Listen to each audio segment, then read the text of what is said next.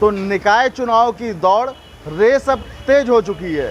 प्रत्याशी कई दौड़ रहे हैं, बैनर पोस्टर से इस समय आपका जो पूरा इलाका है वो पूरी तरह से पटा हुआ है। काफ़ी सारे लोग प्रत्याशी यहाँ पर उतरे हुए हैं चुनाव मैदान में।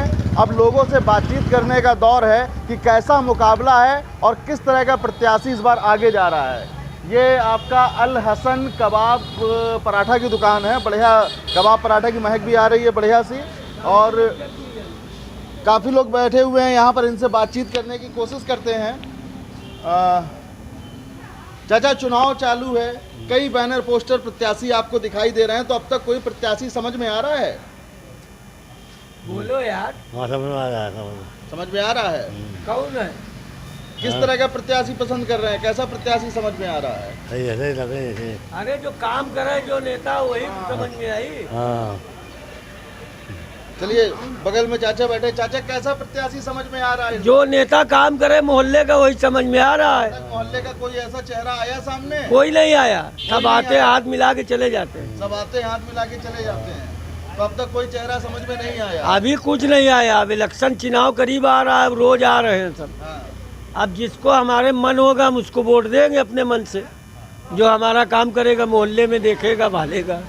तो अभी मन मुताबिक नेता आया नहीं है? ले अभी नहीं आया है। जो सामने आ जाएगा अच्छे से उसको दे देंगे, अच्छा, जो काम करता है हमारा। तो चाचा का मत है जो सामने आ जाएगा, अच्छे से आएगा, उसको वोट दे दिया जाएगा। कुछ लोग और भी बैठे हुए हैं, उनसे बातचीत करने की कोशिश करते हैं। चुनाव आ गया है, प्रत्याशी आपके सामने बहुत सारे आ रहे होंगे, तो अब तक कुछ माइंड मेकअप किया कैसा प्रत्याशी होना चाहिए? प्रत्याशी अच्छा होना चाहिए, काम करना चाहिए, ये चाहती है जनता। और क्या है, नया अब आदमी कोई आना चाहिए।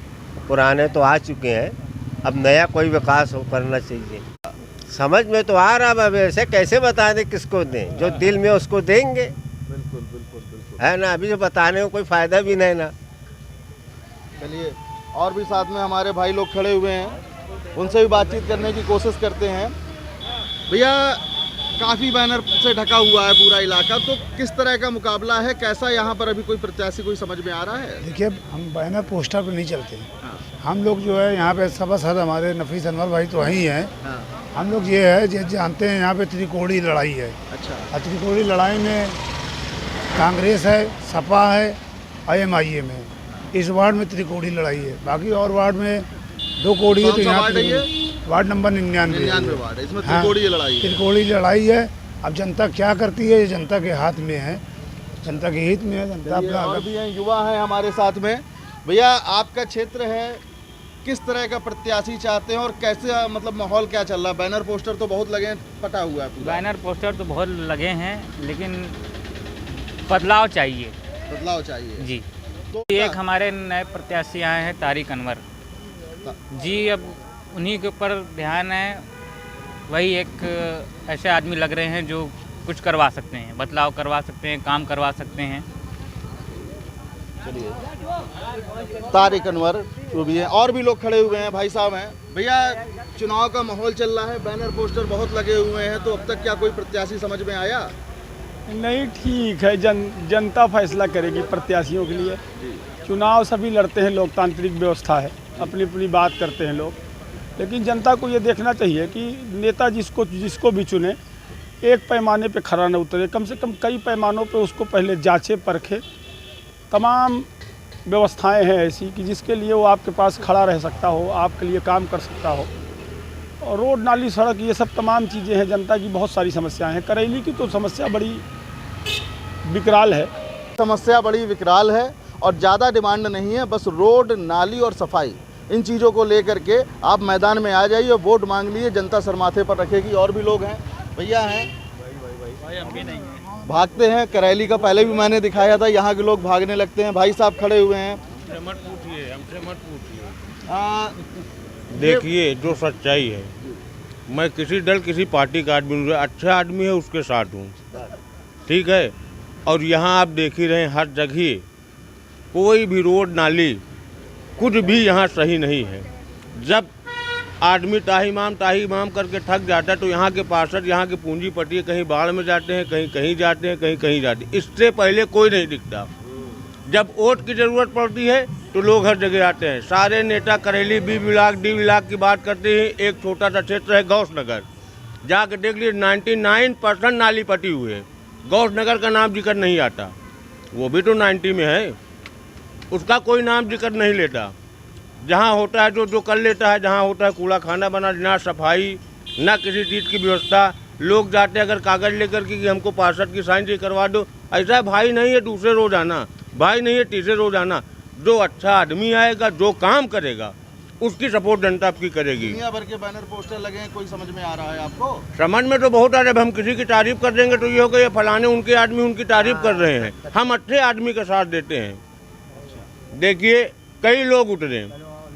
और दूसरी चीज़, यहाँ के जो अभी के पार्षद हैं नफीस अनवर साहब, उनसे भी हमारा ताल्लुकात है, ताल्लुकात सबसे है। मगर जो आदमी हमको समझ में आया, भाई हम उसके सपोर्ट में हैं।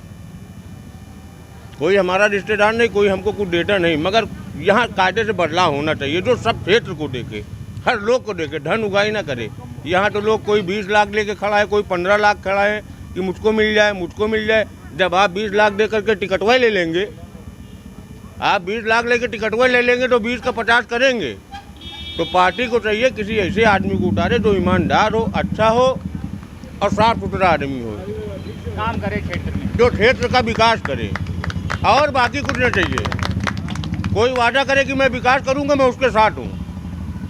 तो ऐसा प्रत्याशी आपको दिखाई दिया जो वादा आएगा, नया कोई आएगा तो वो काम करेगा। इलेक्शन के टाइम में प्रत्याशी जो है वादा तो करता है, इलेक्शन जीत जाने के बाद वो किसी भी पब्लिक का काम करते हैं। अब ये सपोज कि जैसे हमारी भारतीय जनता पार्टी की सरकार आई है, यहाँ पर अभिलाषा गुप्ता साहब चेयरमैन हैं। कहने का मकसद किसका काम कर रही हैं, और जो गरीब बेचारे हैं उनका लेना होता है। बाबूजी भैया जी पैर भी छू रहे हैं, हाथ भी छू रहे हैं, उसके बाद इलेक्शन जीतने के बाद कोई किसी को पहचानता नहीं, समझे हम।